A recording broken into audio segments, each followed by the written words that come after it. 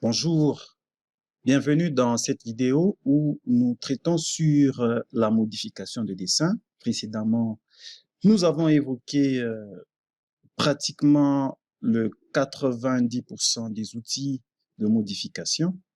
Nous sommes donc dans notre dernière leçon sur la modification. Nous supposons déjà que nous sommes suffisamment outillés, rodés pour l'utilisation des outils sur l'onglet Accueil, notamment des outils de dessin et des outils de modification.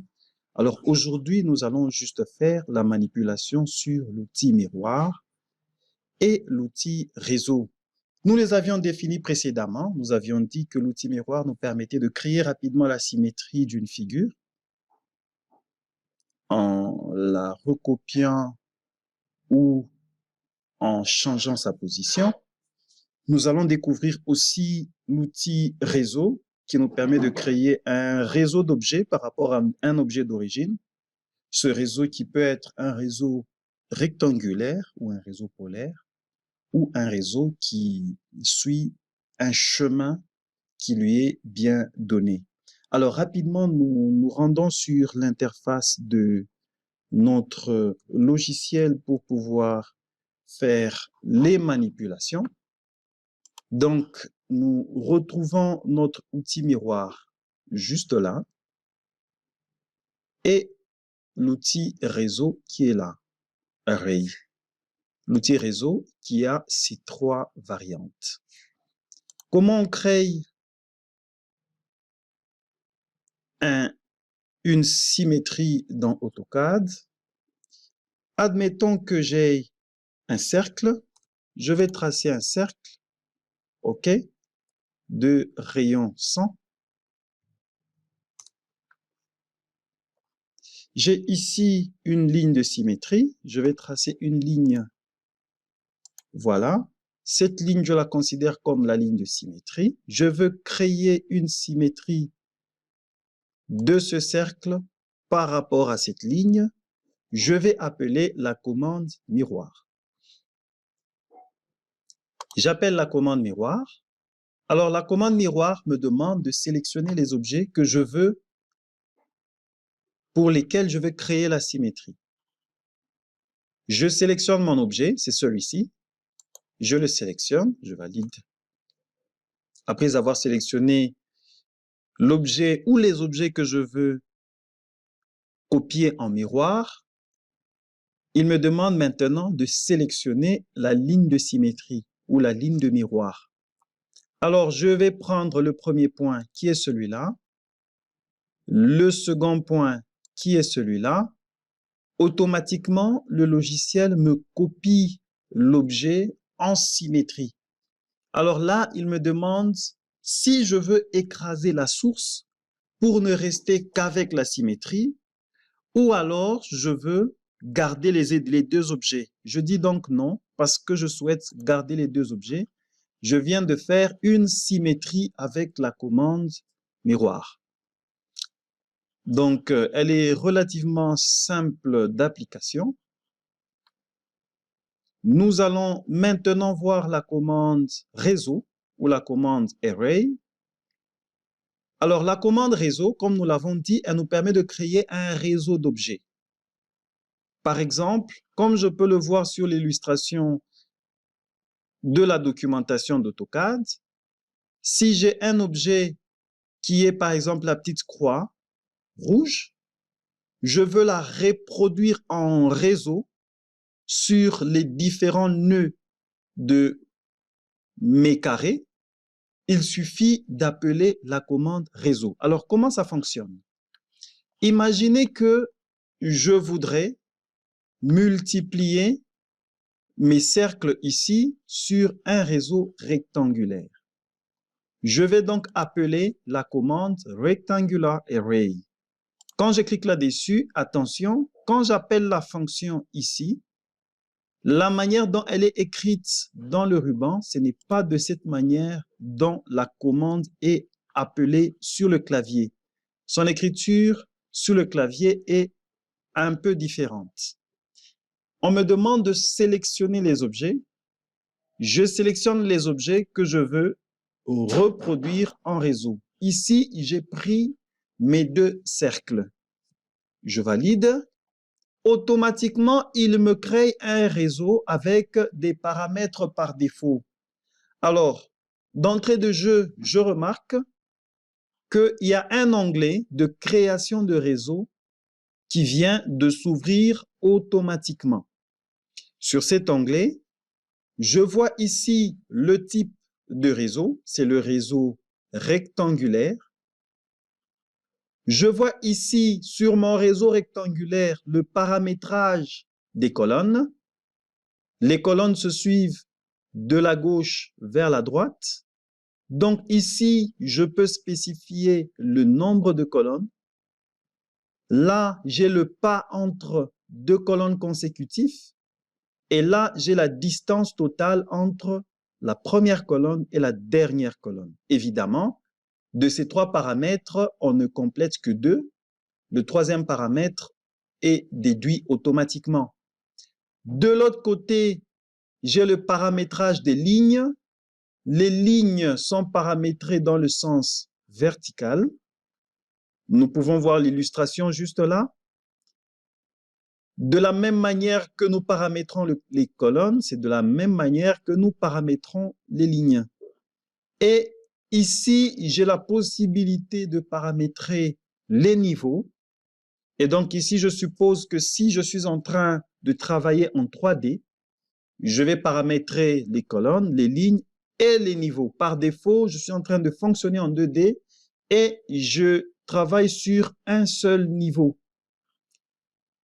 J'ai la possibilité de définir des propriétés de mon réseau. Alors, de ces propriétés, par rapport au réseau rectangulaire, la propriété qui m'intéresse ici, c'est le point de base. C'est le point par rapport auquel tout le reste se reproduit. Voilà. Alors, je peux positionner mes éléments, paramétrer ces éléments manuellement sous l'appréciation de l'œil, par exemple. Je vais prendre ce petit triangle ici, je le sélectionne, et si je le déplace, je peux voir que je peux multiplier le nombre d'éléments de mon réseau. Alors, je me positionne là, OK? Celui-là, lui, par contre, il me permet de spécifier l'écart entre deux éléments consécutifs. OK? C'est pareil pour les colonnes ou les lignes, je voulais dire. Le principe reste le même. Je peux, voilà, OK? Je peux aussi, à partir de là, de ce point-là, voilà, modifier le nombre d'éléments de mon réseau. Mais la manière la plus pratique de le faire aussi, c'est de se référer à cet onglet et de paramétrer les valeurs. Si je veux, par exemple, créer un réseau de 3 éléments, de 3 colonnes, je fais 3. Et une ligne, je fais 1. Si je veux que mon espace entre les éléments soit de 500, donc je suis là, je dirais 500, OK, je valide. J'ai créé un réseau de 3 colonnes dont les colonnes sont séparées de 500 et une seule ligne. Et si j'ai fini de paramétrer mon réseau, je vais cliquer sur Close Array et voilà, j'ai créé mon réseau. Voilà, c'était la commande réseau rectangulaire. Quand je viens sélectionner encore les éléments du réseau, je vois l'onglet réapparaître et je peux modifier les éléments. Je peux retourner là-bas pour dire, je veux que mes éléments soient espacés de 1000. OK?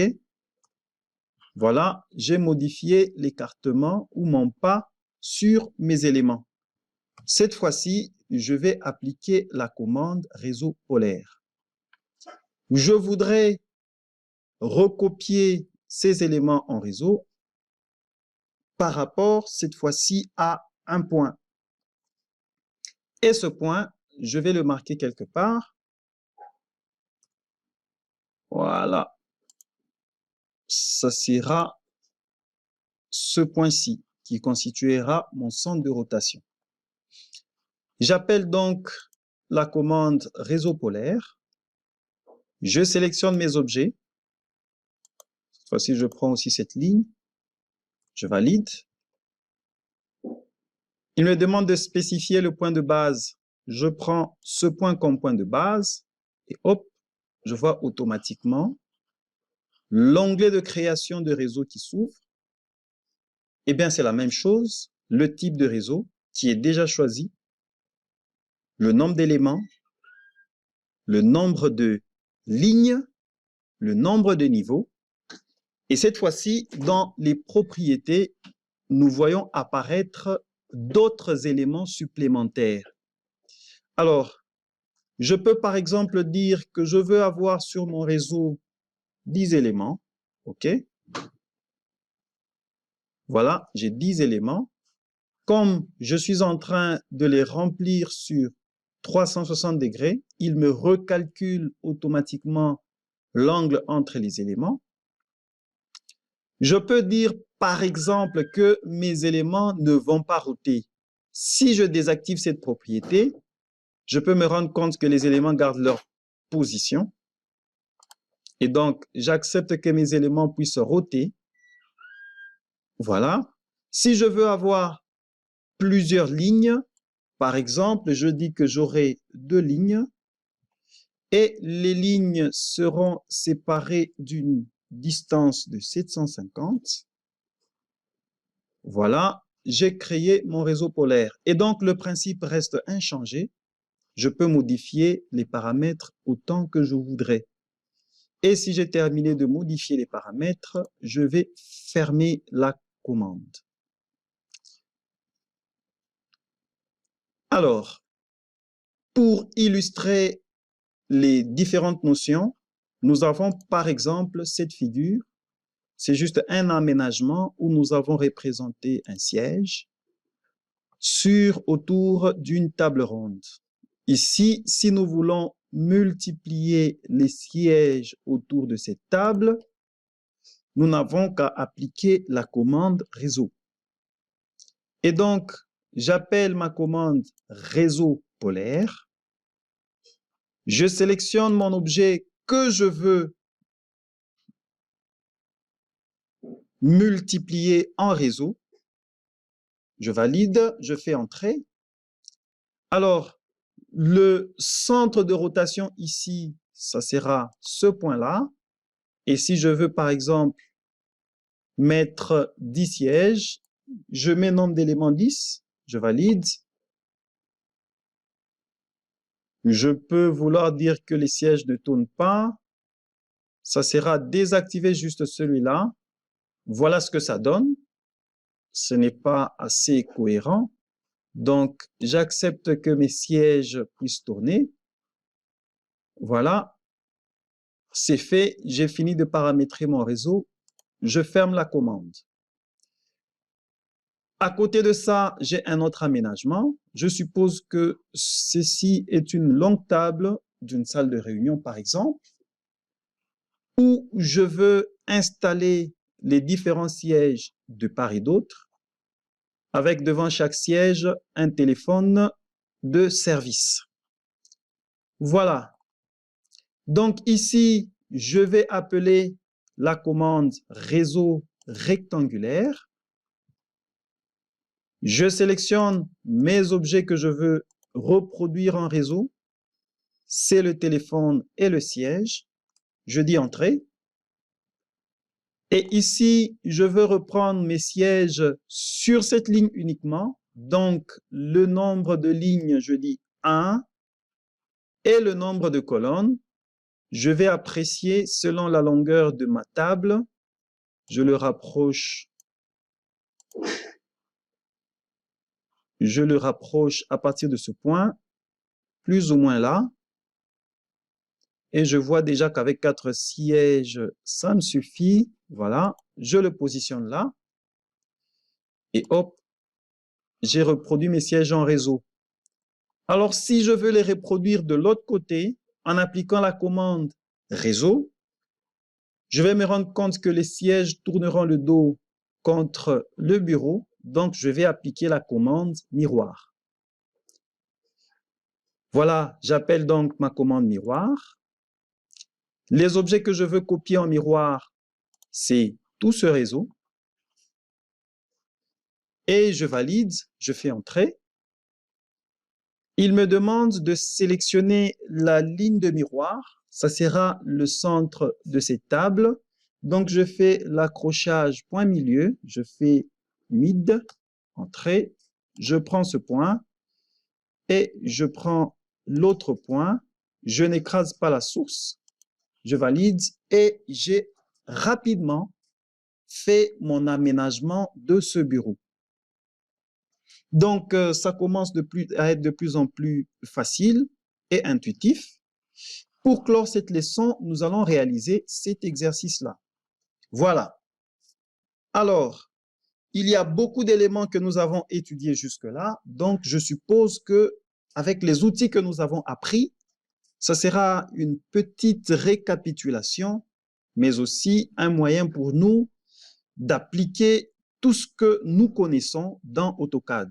La procédure pour réaliser une figure n'est pas strictement la même, mais ici, nous allons essayer d'appliquer le plus que possible des notions que nous avons exploitées pour nous permettre de nous rafraîchir. Et donc ici, je vois une ellipse de grand axe 80, de petit axe 60, un petit écart de 10 pour créer une ellipse intérieure qui serait tangente à ce cercle de rayon 12,5 dans laquelle nous avons une étoile à 5 branches qui est inscrite dans un cercle de rayon 8. J'ai ici des raccordements et une petite figure que nous allons créer et reproduire en réseau. Si nous ne voulons pas nous faire mal à la tête à la redessiner. Et intuitivement, cette figure semble être au milieu des deux ellipses. Et donc, nous allons y aller par le tracé de la plus grande ellipse. J'appelle donc ma commande ellipse. Alors, il me demande de spécifier le grand axe. Je vais donc tracer le grand axe, celui de longueur 80. Je suis parti de ce point et je vais dire, je prends le mode ortho et je lui donne la longueur de 80. Voilà. Alors, ici, j'attire notre attention que pour tracer le petit axe, je trace plutôt le demi-axe. Et donc, je ne vais pas lui passer la longueur de 60 pour tracer le petit axe. Je vais lui passer la longueur de 30. Je valide, j'ai tracé le petit axe. Alors, à l'intérieur de cette ellipse, j'ai celle-là. Je vais faire un décalé de 10. OK. Je vais de là vers l'intérieur. J'ai tracé cette ligne-là. Je fais OK. J'aurai probablement besoin de l'axe du milieu. Donc, je vais tracer une ligne. Je vais faire un accrochage cadran. OK. Voilà. J'ai tracé cet axe. D'ici, je vais faire un décalé de 5 au-dessus et un décalé de 5 en dessous. Donc, j'appelle la commande offset, une distance de 5. Je vais au-dessus, je sélectionne l'objet et je retourne en dessous. Ceci peut me permettre avec aisance de faire le raccord en ce point-là. Voilà. Alors, je vais représenter la petite figure ici, qui est au milieu des deux ellipses. Alors, pour cela, je fais un décalé de 5. Je rappelle la commande décalée en appuyant sur Entrée. La distance de décalage reste la même. Je valide. Voilà, j'ai cette ellipse. Je mets cette ellipse en couleur pour ne pas me tromper sur mes références. OK? Alors, c'est en ce point où je vais tracer cette figure. C'est une petite figure où j'ai un cercle de rayon 2.5. J'appelle la commande cercle. Le cercle va s'accrocher en ce point et il a un rayon de 2.5. Je valide. Et il a un petit cercle au-dessus de rayon 1. Je rappelle la commande cercle. Je lui passe l'accrochage cadran. OK. Je vais m'accrocher en ce point et je trace le rayon de 1. Voilà. Alors, je vais faire un peu de nettoyage par ici avec la commande trim. Alors, quand j'appelle la commande, je sélectionne les frontières. Ce sera cet élément et cet élément. Je valide. Je vais couper ce segment et celui-là. Terminé pour la commande trim. Et maintenant, je vais appeler ma commande réseau pour multiplier ces deux éléments. Alors, une petite astuce, une fonction que nous allons voir en passant, c'est que ici, c'est deux éléments distincts. Je voudrais en faire un seul élément. Je sélectionne les deux éléments et je vais appeler la commande groupe. Comme nous le faisons dans Word, lorsque nous avons dessiné des objets dans PowerPoint et ainsi de suite, nous pouvons grouper des objets. Quand j'appelle la commande groupe, je valide automatiquement. Les deux objets ne font qu'un seul bloc et je pourrais les manipuler ensemble. Si je veux les dissocier, eh bien, il suffit de sélectionner le groupe et je vais appeler la commande ungroup. À ce moment-là, les éléments sont à nouveau dissociés. Voilà. Et donc, cette fois-ci, je vais prendre la commande path array. Pourquoi? Parce que je veux suivre un chemin. Je ne suis pas un cercle parfait. Je ne fais pas un réseau rectangulaire, mais je vais suivre le chemin que j'ai tracé en rouge. Je prends donc la commande et les objets que je vais reproduire en réseau, c'est celui-ci et celui-là. C'est terminé pour la sélection des objets. On me demande de sélectionner la ligne qui va me tracer le chemin.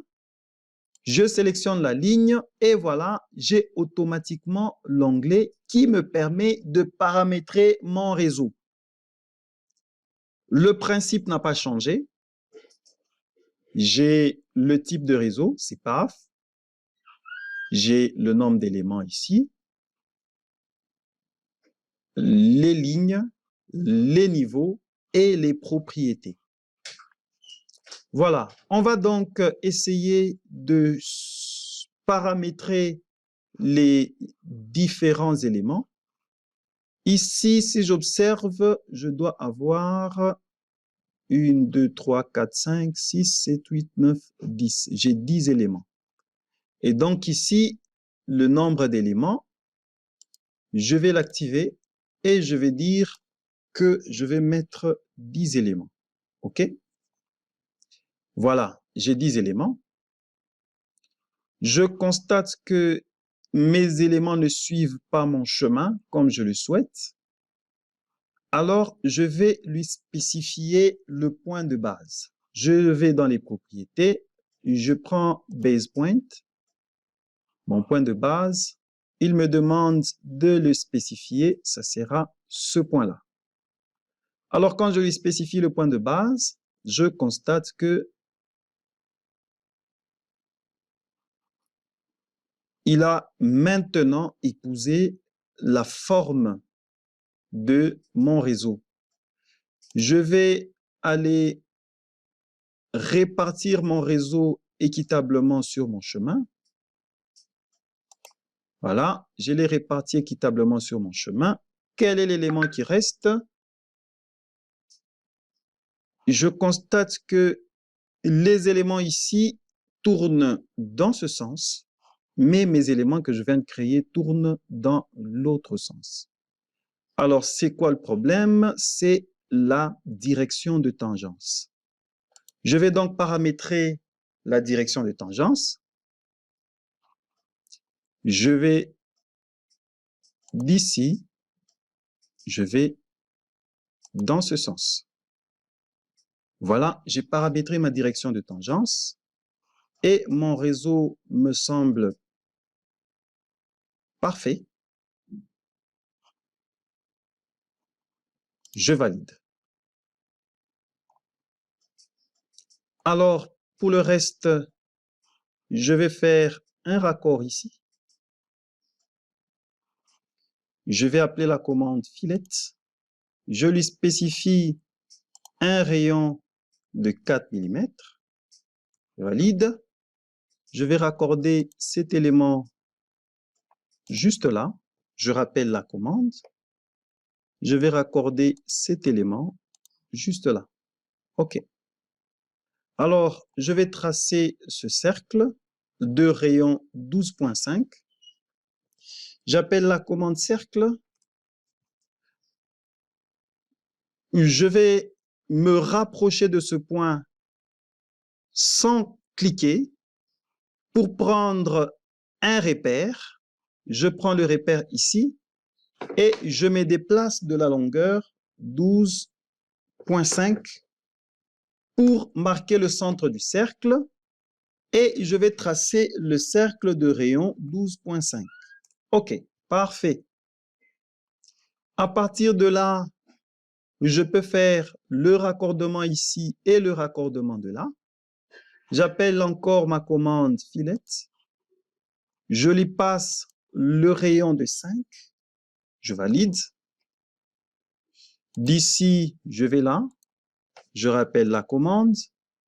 D'ici, je vais là. J'ai fait mon raccordement.